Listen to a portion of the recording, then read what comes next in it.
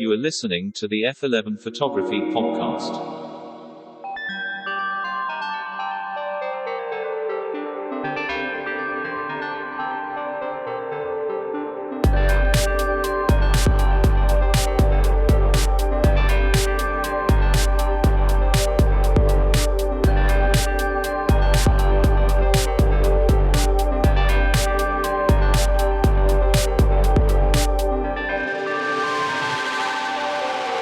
To the chasers of light, to the purveyors of pictures, to all of you listening from around the world, this is the F11 Photography Podcast.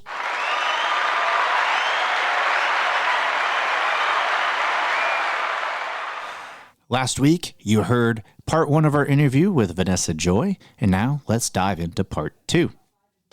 The last few years, though, I've gotten so resourceful on just finding things that are hard to find. Because, when I was at WPPI, I went by the Canon booth and I had the 135, and everyone at Canon was like, "Where'd you get that?" And like Vanessa didn't even have one. I had to borrow it from you. Yeah, she had to borrow my 135 because nobody had it. But I stumbled on something during the pandemic because obviously there were supply shortages of anything with the chip in it because they had chip shortages, and if you ask me, hey, where are you going to go shop? I'd probably be like, oh, Adorama, places like that. That's where I'll typically shop. But nobody had it. And the supply shortages, outsmarting the supply shortages did so much for me. So Best Buy.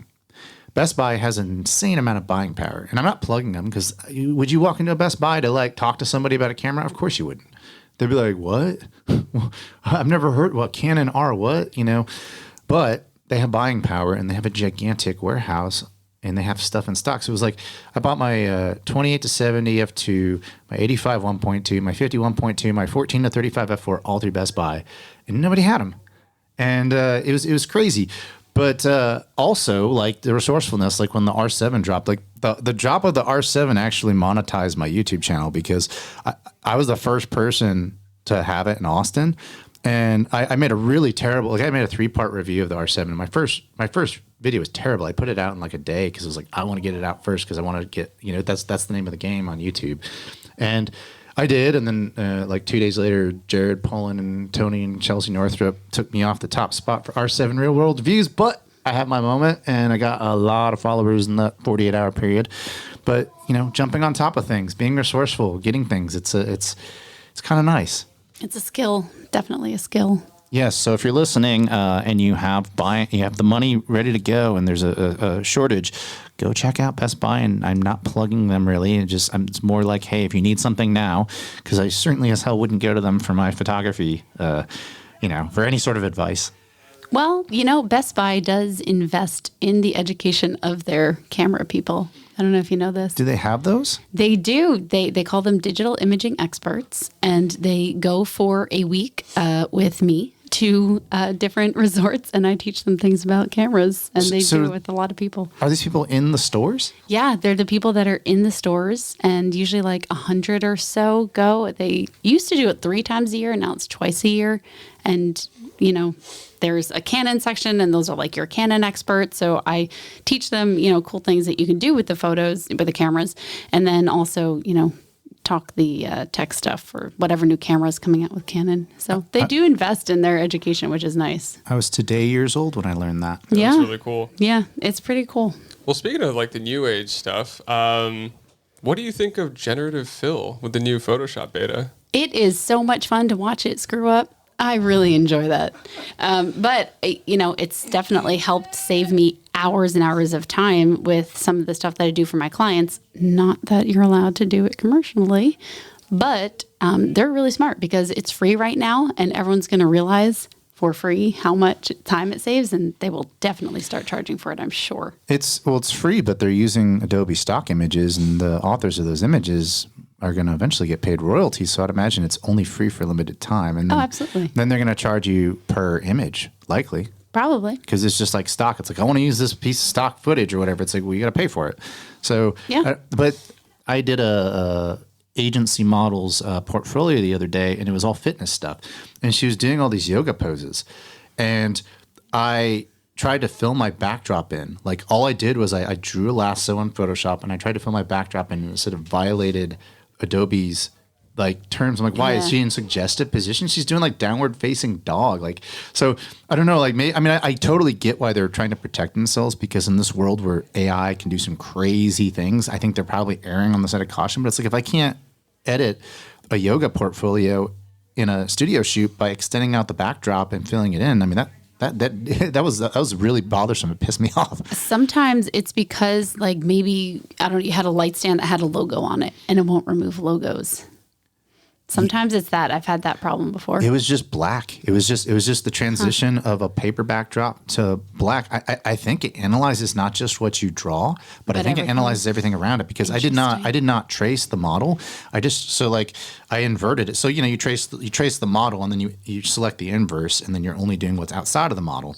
And so that's what I selected, and it was just like, nope, this violates it. And it was like, positions where she's sticking her butt out and stuff like that. But it's part of yoga. Like she's not doing anything sexually suggestive. She's just doing yoga. I wonder if you could copy like that section, everything without her, put it on a new file, fill it in, and then put it back on the other one. Content-aware fill still works. That's true. But sometimes. But the limitation, the big limitation right now of generative fill. Something fell in here. No biggie. It was my beauty dish. So anyway, one of the limitations right now of the generative fill is that there's on the long end, it's like 1024. Well, I shoot on a 100 megapixel camera, so that doesn't do me much good. When you have a 202 megabyte file, a TIFF file in Photoshop, and the long side is 16,000 pixels, and you have to have this thing scale 16 times to fill your. So it's like, ugh. So hopefully that's something that they'll work on. Generative fill, like I've noticed that you can outsmart it sometimes. So like I did a shoot with a model who we went to this abandoned school in Austin. They were just like, it's all trashed out and everything. And I typed in like graffiti, and it was like, nope, can't do graffiti. But I think it doesn't like the word dystopian either. No, it was what's your brutalism? It doesn't like brutalism. That's your favorite word. Brandon likes really like desaturated dark stuff, if you see his portfolio. But I did type in dystopian, and it did make everything look nice and weathered. And I also put abandoned building in there, and it did it, which I thought was cool. But it was smart, because I was trying to outsmart it, and I was like, I had a model, and I was like, put a Santa Claus outfit on her, and it did it, and I said, now put her in a bikini, and it was like, nope. I was like, all right, good. No, that's good. I mean, that's smart. It's very unprofessional, obviously. Because like in my contract with models, I have something in there that says like I can't take your head and put it wherever I want to in Photoshop. I have very specific language about that, because we live in a messed up world, and AI is going to be an issue. I know a lot of people are like, oh, it's going to take my job or whatever. And it's like, I'm actually more concerned about people weaponizing it to use it to like get revenge on somebody or something like that. Because you can already Photoshop somebody's head onto anything. And you don't want to see like an OnlyFans of somebody who doesn't actually have an OnlyFans, and all of a sudden their head's on top of all these pictures, and you're like, whoa, you're making money off my likeness. So I actually have a specific section in my contract that says I can't do that. So models are like, okay, cool. Like, that's great. I never thought to actually put that in there. I just usually hope people assume I'm not a creep, but I guess you don't know me, you never know. Guys have to be a little bit more careful with that kind of stuff. This is true. Although I do know some female photographers in this town who have done some questionable things. So really pissed the models off. But, I would say, though, with artificial intelligence, I'm telling you, my prediction of the very first job it's going to take the headshot photographer's job. Yeah. I mean, it's kind of total crap right now, but I could see that. It's going to get better, and headshot photography will be harder to come by. Well, I hear headshot photographers brag about how much money they make, and they're like, and all I do is take my lights and I move them up and down based off of somebody's height. I have tape put down everywhere where I put my lights in my studio, and it's like, wow, that sounds like a really good blueprint for the very first AI job to take. Yeah, that's true. I mean, I definitely do headshots, and I make a lot of money, and it is kind of stupid money in a lot of ways. I mean, let's be honest, like, no headshot photographers like going around going, oh my gosh, I'm this crazy artistic person. They're doing a repeatable thing. There's nothing wrong with it, by the way. I have absolutely nothing but love for headshot photographers, but it's not like shooting an editorial and telling a story in like 20 pictures or something like that. It's a very different type of photography, and it's one that's incredibly technical. And hey, guess what? AI can be incredibly technical too. And so the less you can fool it, the better it can do it. And if something's super repeatable and easy to do, well, there you go. I'm going to transition to our next sponsor because we are talking about AI. Harness the power of AI with Luminar Neo. Oh, love them. Yes, Luminar Neo is awesome. We talk about AI, and AI is right now it's a buzzword. Some people actually utilize AI, and other people some people take features that they've had in their program forever, and they just put AI on it now. And like, cool, we have AI. But Luminar Neo is really awesome because a lot of you out there, you're not into going into all these submenus of Photoshop to get to things, and maybe you're more a visual learner, and you need modules. And you need things to do things fast for you. You need modules that can do things fast for you. So what I love about Luminar Neo is that there's just these really boring tasks that I have to do when I'm editing, and it can do them very fast. So maybe you're a landscape photographer and the bane of your existence is power lines. They actually have a module that is specifically dedicated to removing power lines, and it does a very awesome job. So check that out. If you're one of those natural light photographers who has not yet embraced Flash, I got great news for you. There is a module for people in their faces, and it will automatically take the shadows out and lighten them up. It will automatically select them. So it has a mask AI, and it detects people just like you're used to seeing if you're using the Photoshop generative fill where it detects the person with the mask. It does that. Definitely check it out. You can get it. It's a perpetual license. It's not that expensive. And if you use the code Kevin10, or you just use the link in the description below, you can get 10% off your copy of Luminar Neo today. All right, we're going to shift talk to something that's going to bore the ever-living hell out of Brandon because he shoots on Nikon. But we have a Canon Explorer of Light in here, so I want to talk Canon stuff. Okay. Some of the stuff she'll be cool with. I don't think I'm going to ask you anything you're contractually not obligated to talk about, or whatever you do, something you don't want to talk about. Don't worry, I'm a Canon user, so I love the system. I shoot on several systems, but if you ask me what my primary is, it's still to this day Canon because it's reliable. It's sort of like you say with the pro photo lights. It's yes. I have a very important job I'm shooting tomorrow morning. It's on the artsier side, so I'm tempted to bring my medium format Fuji out, but I'm more concerned about it going perfectly. Mm-hmm. And so that's why I love Canon. I'm going to have some Canon related questions that I'm going to ask you. Are you completely off EF glass now? No, because I still have my DSLRs, and I have the one DSLR. No, I have the Rebel, and then I also have the 1DX3. And I don't want to get rid of my DSLR glass, especially since it's so easily used by a $100 adapter on any RF mount. So it's just nice being able to have almost like backups, but in the form of EF glass. And yeah, I don't know. I just don't want to get rid of my DSLRs. I got rid of all of my EF glass, except for 3 lenses. I'm down to my Nifty 50 because it's so close to the newer Nifty 50. I'm just like, nah, I'm good. And I never use it, but it's there. I also have the 40 millimeter f2.8 Pancake. If I want to go shoot some street photography with 35 millimeter, I do that. And then the last one, which is funny because I have technically replaced it, but I will never get rid of it. And that is the 135 f2. Because it's beautiful. It's such a good lens.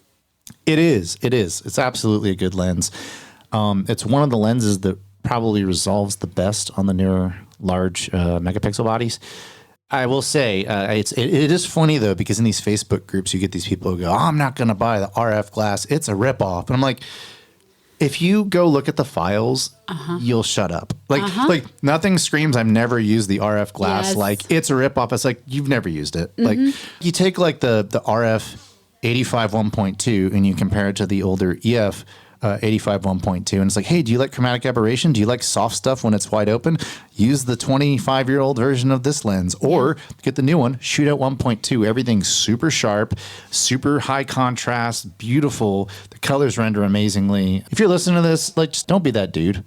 No, just admit that you don't want to buy it yet, and that's okay. totally okay, but you don't 100%. got to knock on it because it's expensive. And it is, for the record, it is expensive. It is expensive. And, that brings me to my next part of the Canon talk, which is lenses that Canon hasn't come out with that they need to come out with. And because the number one is very obvious to me. So the Canon RF mount turns 5 this year. It's a half a decade old. It came out in 2018. Wow. Which means that, they probably at least researched for 2 years, 3 years, 4 years, 5 years. So let's just say they did research and development for 5 years from concept till now. So the RF mount is at least a concept for the last decade. Okay. Something like that. Fair.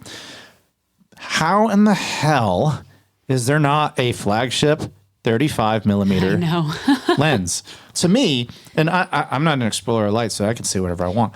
But to me, it's like, how do you even launch a line of lenses without the ultimate storytelling lens? And that's 35 millimeters. But you know why? Because the 28 to 70 f2 exists. And I think they felt that would hold off. And they have the less expensive RF version, which is gorgeous too. We'll get to that.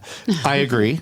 By the way, the RF 35 1.8, and I say this in my YouTube review because I'm going to plug my YouTube channel, is the best value in the entire RF lineup. Period. And I had an episode on my top 5 RF lenses, and it came in at number 4. Nice. And that was all RF lenses because of how valuable it was. Mm-hmm. Lens quality isn't everything, despite the fact that the lens quality on that is pretty damn good. To your point, I did a test of the 28 to 70, which is a $3,200 lens roughly, at 35 millimeters, and I stopped down to f8, and then I did the RF 35 at f8, and the cheaper lens actually was a tiny bit sharper. Interesting. Yes. And I have no idea the technical reasons why. Because it's a prime. Yeah, I guess. Yeah. But I mean, it can at least hang with a $3,000 lens. Now, you can't zoom in with it, but it's also macro. So I actually put that in my review too. It's like, hey, if you're a wedding photographer and you can't afford the 100, use the 35 because it's a 35 already. It's your storytelling lens and it's your macro lens. It's not true macro, but it's like. Do you know the minimum focusing distance? Close. I don't remember. I don't remember off the top of my head, but close enough to get the rings. Yeah, and then if you're shooting with the R5, which is 45 megapixels, you can crop quite a bit. Absolutely. So we're going to talk about other things I want to see Canon do. And because you know people, so you can relay this. You relay this to them, or just say, listen to Kevin's podcast. We're talking about the 28 to 70 f2, which in my top 5 list was my number 1 choice. I literally have it right here. It's beautiful. I'm going to take your portrait later with it. The 28 to 70 f2 is an amazing lens. And it was a statement lens, I thought, but it's also 4 years old now. And I don't want to say disappointed, but kind of hey, Canon, come on, let's go. Is they need a f2 Holy Trinity. I would love that. Actually, what I would love, and I've said this before, is give me an 85 to 135 f2. Well, Canon that would be awesome. Canon has a patent filed for a 70 to 135 f2. Okay. Yeah, I mean, it was continuous. They do tend to file patents for they file patents for everything, but that patent exists. So my thought process is, that's basically what you're talking about. Instead of 85, it starts at 70. Okay, cool, good. 70 to 135. Because as a portrait photographer who shoots full frame, I typically never go beyond 135. 135 is usually the longest I go. However, I will get into another lens I want them to come out with that is longer. We'll get to that in a minute. But then maybe on the other side, they could do something that's like a 16 to 28 f2. And you could have an ultra wide, a mid. It would be a heavy ass bag, but you'd only have to take 3 lenses. But do you even need f2 at 16? So for low light, maybe. Yeah, maybe. for low light. But for example, I have the 15 to 35 f2.8. But if I'm traveling, I just bring the RF 16 2.8. Me too, and which is awesome lens, little baby. Which was number 5 on my list of best Canon lenses because it's such a cool lens. Because I'm very much, hey, take the unorthodox picture. Yes. I don't even consider the RF 16 millimeter 2.8 to be a lens because it's the size of the EF to RF adapter. Mm-hmm. I literally can put it in my pocket. And so I don't even consider it as a lens choice when I go out on a job. I just bring it with me. Yeah. And then I'm I need a unique shot. And I'm hey, let's do an ultra wide, stand in the middle of the frame. I'm going to get this really cool shot of the entire environment, kind of sucking you in because it's this huge wide shot. So yes, awesome.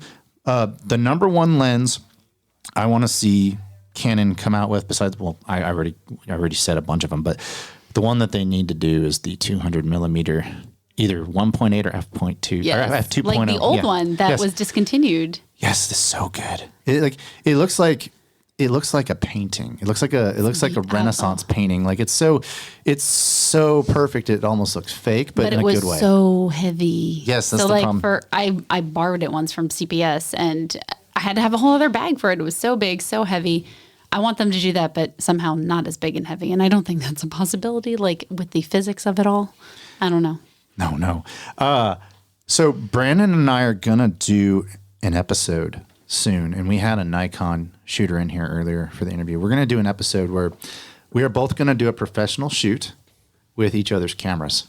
So I'm gonna switch to Nikon, and I've already been pitched on why I need to. Like, here's what you can expect with Nikon. With Brandon like looks at the back of my camera sometimes and goes, "Wow, that looks really pretty." But that's all he knows about Canon, and then my results. But pitch Brandon on what he needs to expect on why he'll like shooting on a Canon camera. The most obvious thing will be the autofocus system because it is just stellar. It is always accurate. It always finds the eyeball. That's definite. And then the color is going to be really different. And obviously, aside from the lens zooming the other direction, it's backwards. Isn't your major complaint about your Nikon is how many misses you get during a session? Yes. However, that was a malfunction on my part. See, with the Godox trigger, that thing that you talk about where like the camera artificially shows the exposure based on the flash. Yeah, we call that exposure simulation in Canon. That only happened with that new Godox trigger. My old trigger didn't do that. So for some reason, it activated with that, and suddenly I like stopped missing shots. Because okay, I got you. But be prepared to like really color your photos because Nikon shoots so desaturated, and I love it personally. But like, it's not like Canon where like you can see it and the colors are all there. Like Nikon shoots without color for the most part. I'll just use her joyfully simple preset on it. It's a great preset. That was Maybe the bright and vibrant for a Nikon file.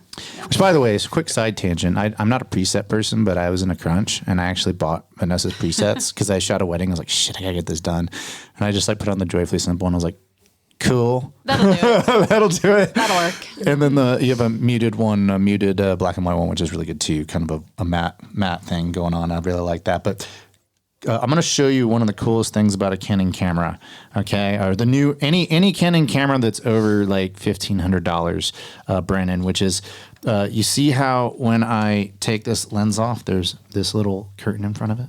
Yeah. And when I turn the camera on, you'll see it pop up, and when I turn it off a second later, it'll go down. Yeah, it's nice. Yes. So Wait, you don't have mechanical shutters?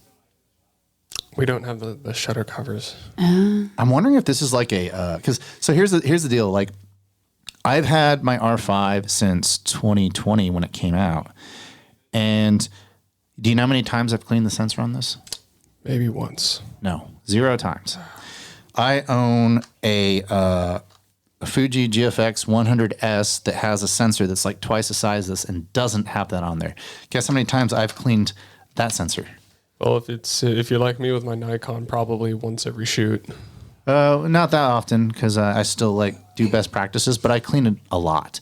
And I don't want to touch a $6,000 camera's sensor.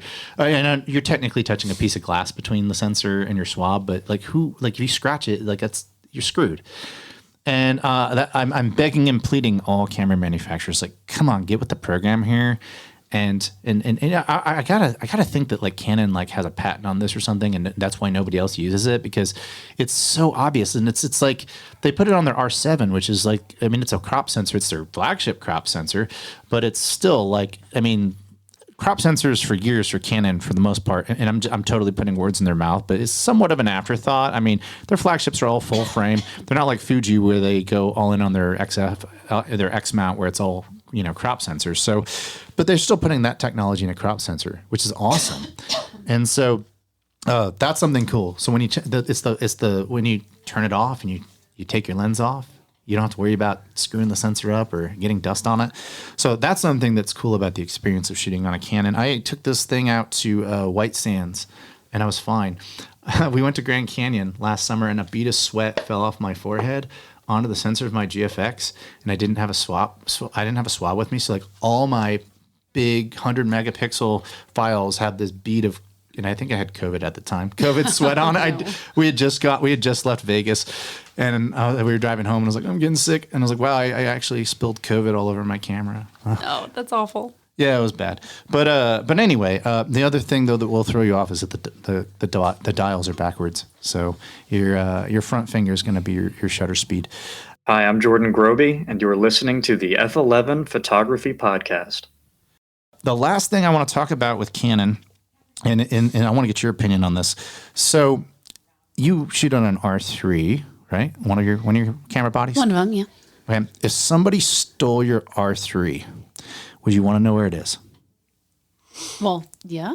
Okay, yeah. It wasn't a trick question. So I told. Like, did you steal it and I haven't noticed? No. But so I told this story on this pod a few pods ago, which is we just went to Disney World and we got on Space Mountain, and when we got off Space Mountain, when the train got to the end, I noticed like the conductor first of all made me put my bag around my shoulders.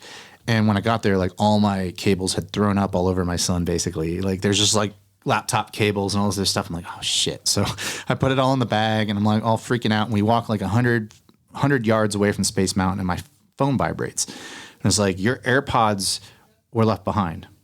I'm like, what? And I grab my AirPod case and my AirPods are gone. I'm like, oh crap. And so I go to find my phone and it shows me inside Space Mountain where my left and my right AirPod Pro earbuds are. And then, I'm like, well, they're gone. I mean, if you've ever been to Space Mountain, it's pitch black in there. And even if, they find it or whatever, it's probably, it falls down or whatever. But so my wife convinced me to file the lost and found report. I did it. 2 days later, we're getting on a flight back to Austin, and I get an email from Disney World saying, we found your AirPods. Wow. And they're serialized, so they didn't find somebody else's AirPods. They found my AirPods. And, of course, when you file a lost and found report, they ask you to put attachments on there. And I attached and said, this is exactly where they are. So they found them, and then they sent them to me. And like 2 weeks later, I had them, and they work. Those are $150 earbuds, okay? How much is an R3? $6,000, right? Yeah. So, and this is, if Canon's listening, I used to own a 6D. And you guys had inside the hot shoe a GPS tracker in there because when I would go into Lightroom, it would tell me where I took every picture on the map because of that thing that you had in there. And that was awesome. Now I know you guys connected to the phone and all that, but I'm begging and pleading, put tracking in your cameras. And yes, I do realize that it has to be a proof of ownership thing online, a registration, just like you have with a SIM card with a phone, because you have your SIM card tied to your iPhone, which is tied to a serial number, which is tied to everything else, and that's how you find it. But somebody's spending $6,000, maybe they can opt into a service or whatever. And, if they sell it to somebody secondhand or whatever, then they have to transfer ownership online. I know that there's a registration process, but you're smart enough to make a 28 to 70 F2. I have a feeling you're smart enough to figure out how to implement that.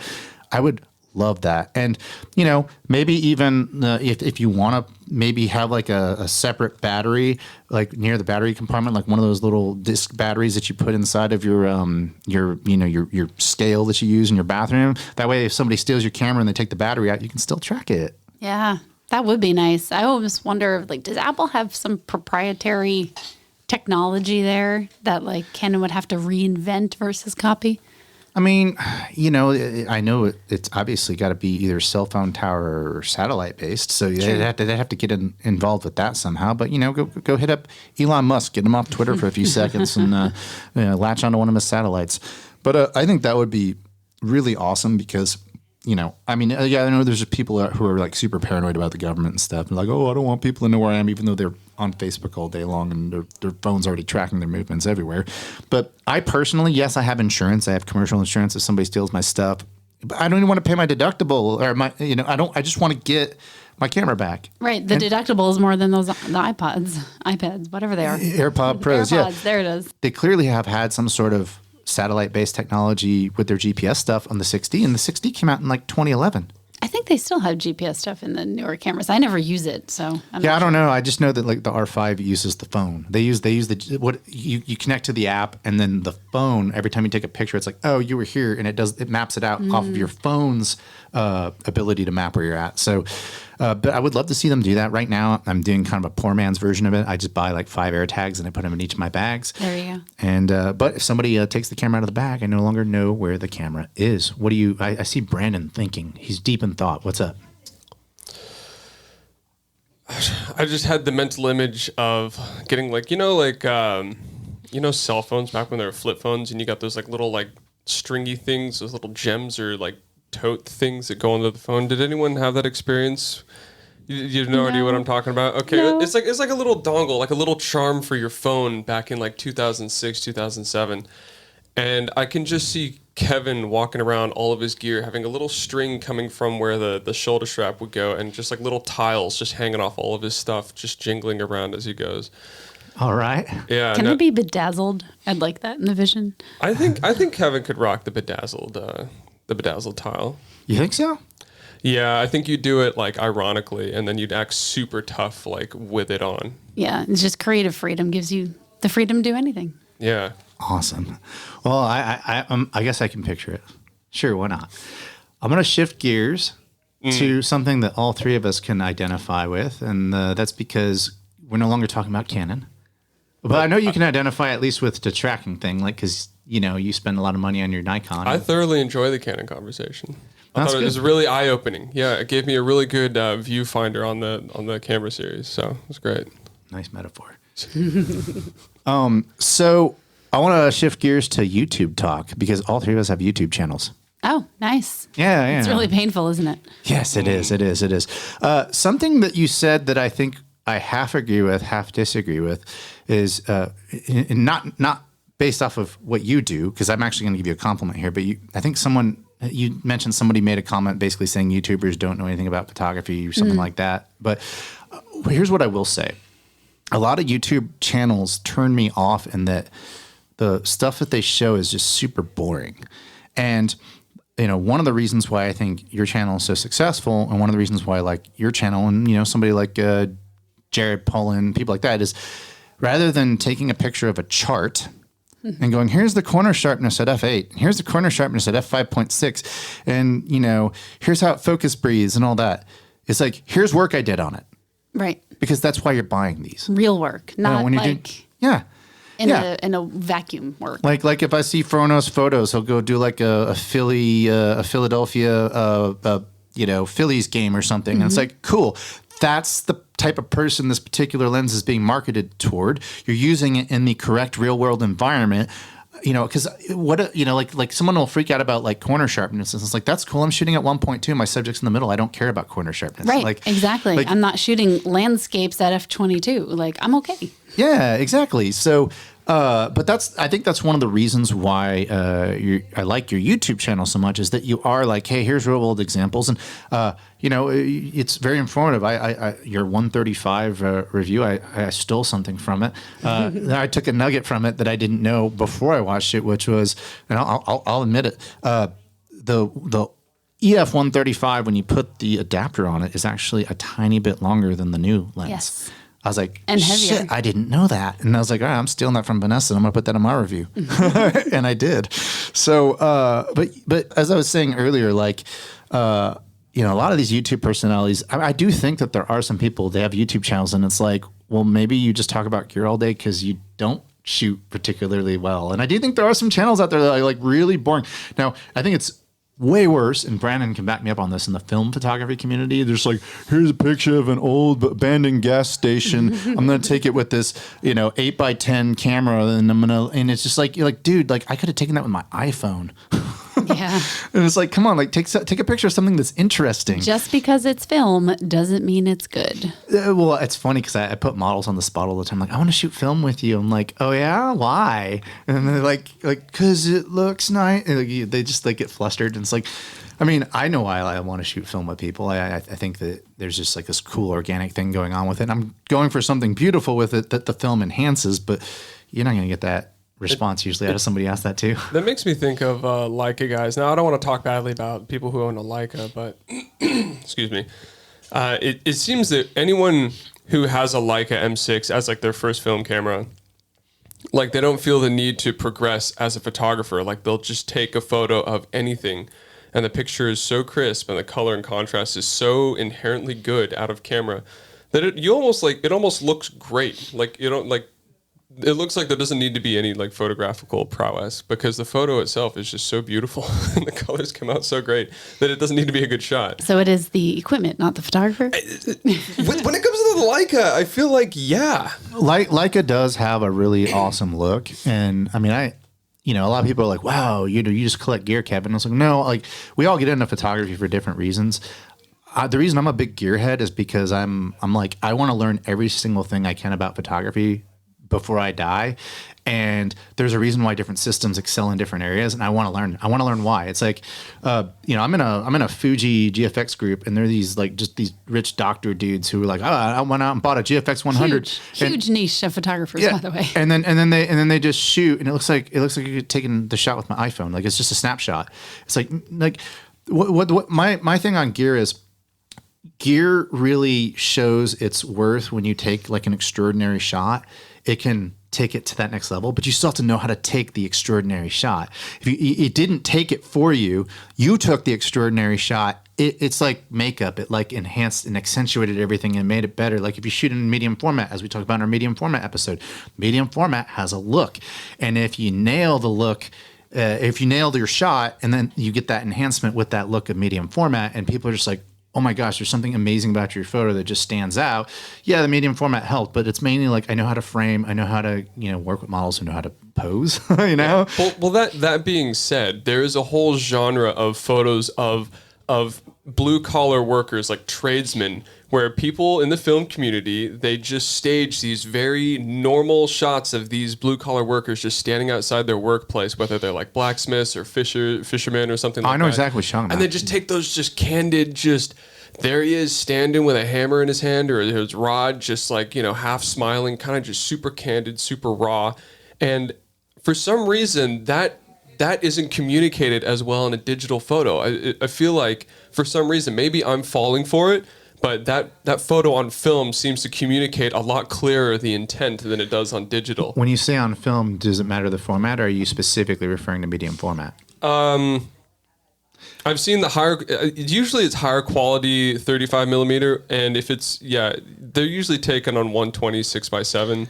But I've seen very high quality 35 mil that just delivers the same effect. I think some of that has been implanted in your head over the years because that's just the photojournalistic thing. That's like you pick up National Geographic from 40 years ago. They had that shot, and you were trained on film with that shot. Like that's where you first saw it. And so, that's like the go-to shot if you're a photojournalist is you do the blue collar dude standing in front of his trade that he's so badass at, and then you just get a really badass environmental portrait, shoot it on film, and it stands out. So. You are listening to the F11 Photography Podcast. We were talking about YouTube. We got off on a tangent there. So here's something I think we can all relate to. And I already know the answer from both of you, even though I'm going to ask the question. It's for the audience. You put out 2 videos. Video number 1. Here are 5 tips that help you become a better photographer and a better human being. Video number 2. Here is my review of the latest Canon, Nikon, Hasselblad lens. Which video does way better every time? Gear. Yeah. Gear every single time. What's worse is the fact that you put out business videos or marketing videos that people need to understand in order to pay for the gear, and those flop even worse. It's crazy. You try to help people because like I'm in these photography groups, and I'm not nearly as successful in business as you are, but I'm successful enough where people come to me for advice sometimes. And they'll be like, oh, I'm starting this photography company and I don't know how to price myself. And they like value themselves so low and they pull the market down for everybody else. And they're like, oh, I have these people who are like, oh, I want to hire somebody, but I don't want to break the bank. And it's like, all you're training the customers to hire somebody who's having problems paying their bills. Because it's like, okay, I just want to, like, you think about it though, as a consumer, as a customer, like, do you want to hire somebody who can't even pay their bills because your standards are so low? It's like, don't you want somebody who's good? It's crazy. Interesting way to look at it. Yeah, I mean, it's true though. And get these people who value themselves so low. Like the one thing I always try to hammer home with people is they're like, oh, I just started my photography business. I shouldn't charge much. I'm like, well, how long have you been shooting? Like 10 years. I was like, well, you've been shooting for 10 years. your work is a certain quality. You just need to know how to run a business. There's no reason why you should charge like you've been shooting for 5 minutes. You know, you're 10-year. You have 10 years of experience as a photographer. You should charge like you have 10 years of experience as a photographer. Now, if it's wedding, that's different. But you need to go under somebody's wing and learn how that whole train stays on the tracks. But you know, you're taking a family out into a field and shooting portraits. You've done that before. You know, like you're just charging for it now. Charge like you've been doing it for 10 years because you've been doing it for 10 years. Yeah, absolutely. And you know, you're not going to charge like someone who's been doing it for 20, but so many people undervalue themselves, and you can't make a living that way. And that's not fair to you. It's not fair to the photographers around you. And you're not teaching the consumer world to value photography the way they should, professional photography. I agree. Speaking of teaching, what's like, well, this is a 2-part question. First of all, what are the most common things that photographers ask you for advice? And number 2, has that changed over the years? Ironically, most people ask me for marketing advice, even though those videos don't do well. But it goes back to what we said in the beginning. People are always expecting a pat answer, as if I were suggesting what lens to buy next. But it hasn't changed over the years. People always ask me that. How do I get my next job? How do I get more people? How do I get people to pay me? Do you go through like funks where you're just like, I'm not in the mood to make a YouTube video? Oh yeah. I just like when I got back from vacation, like I did a generative AI fill video right before I went on vacation, and I've only put out one video since. It was like early June. I'm like, dude, I need to get some viewership up. I'm just gonna make some random Canon video because those always do well. Like I'm gonna do a general like Canon versus Fuji video or something and get the fanboys pissed off. Mm-hmm. They get so mad. I talked about fanboyism in the last episode. It's so stupid. It's like they're like, Sony sucks, Nikon sucks, Canon's the best, or whatever. It's like, dude, you want your competitors to be good because then your the brand you like will then start going, oh man, we got to put this feature in our camera. Like it's good to have healthy competition. You want to root for the competitors to be successful. Yeah, and quite frankly, at this rate, no camera sucks. Like nothing. 100%. Like, is there an exposure triangle on the camera? Yeah. Is there an autofocus on the camera? Does it work? Okay, it's on you. Like if you take bad Unless pictures, it's a Leica, apparently. One day, I'm interested in getting like the monochrome version of the Leica, but when you shoot in monochrome, like if you have a monochrome sensor, so you know, like when you shoot 12,000 ISO or whatever, and you start lifting the shadows, you start seeing like that static, but the static is color, right? So when you shoot on a monochrome only sensor, that goes away. So you can shoot like on a Leica at like 25,000 ISO and it looks like a 800 ISO shot because a lot of the noise that you get is coming from the color part of the sensor. So you can shoot insanely dark situations on a Leica on the monochrome only version, and you get some really great results. The problem is it's like, gosh, if I got $6,000, man, like I could buy like 3 pro photo lights. The better question is, Kevin, is when will you be shooting in a backwoods alley of Tennessee at midnight? You know, like when are you going to need that technology, dude? Well, there's that one guy, I think his name's like Phil Penman or whatever. I think it's his last name. He shoots in Manhattan all the time, and his Leica stuff is amazing. I mean, it's amazing. Every time I see that come up my feed, I'm like, damn, that guy's got a cool gig. Yeah, last time I tried to shoot at 22,000, I was doing a nightclub gig, and even then it was a little bit bright. The sensors are getting a little better. Okay, here's a rant I have. And I think this is about lack of education. So like I came up on film and I still shoot film. I love grain. I think grain's beautiful. I think all those little organic pieces of grain that come together to form a photo is like one of the most beautiful things ever. And then you see these people in these forums and are like, I hate my R5 because it has too much noise. And like what they don't realize is that it's a higher megapixel camera. And so like Lightroom or Capture One is zooming you in more than if you had like an R6, which is like a 20 megapixel. And so you're more zoomed in, and so you're seeing the noise. And it's like, okay, let's just say you made a print of that. Do you stand like 5 inches in front of a 24 by 36 print? No, you don't. You stand back and you look at it. It's sort of like you don't go up to your television and look at your television up close. And so the things that people complain about, it's like, this isn't a big deal. I've literally never had a client the clients don't even know what noise is. Like that's photographer bullshit. Like the only people who care about noise are photographers. in forums, apparently. Right. And your consumers are only looking at your photo on Instagram, so on their little phone. So they're not seeing anything. Yes, absolutely. Absolutely. One thing I want to do before we wrap up is you have your Insiders program. I want you to talk about that because you took time out of your busy schedule, your very busy schedule, to talk to us, and we greatly appreciate it. So we want to give you some time to talk about what you're up to. Well, basically, I just made what I like to call the lunch table I wish I always sat at. And I made photo insiders for all the photographers that want to learn and want to be involved in a photo community online and in person. We do meetups at the shows, but it's not like your typical group. I mean, I wouldn't even say I have that many wedding photographers in there. It's like wedding, portrait, landscape, hobbyists. It's kind of everybody. But one thing I like about it, aside from, there's the whole platform and a video comes out every month and we do a live broadcast every month, is we host our community in Discord versus like Facebook groups.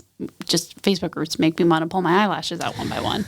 And I love using Discord. It reminds me of like the old school forums, and they have, sections where we talk about marketing and lighting and film and weddings. And, it's just such a fun place. So it's your monthly subscription, that typical model, but you can go to thephotoinsiders.com to check it out. Thank you so very much. Thank you to Vanessa Joy. Let's all give her a hand.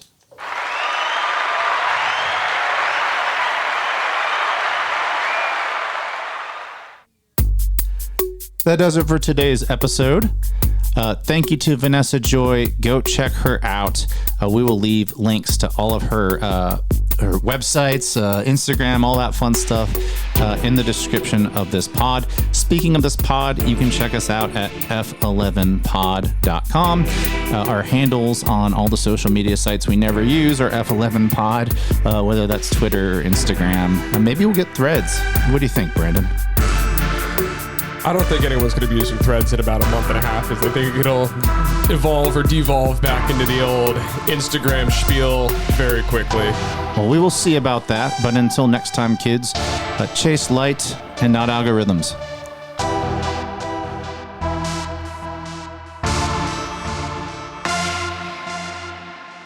Thank you for listening to today's episode.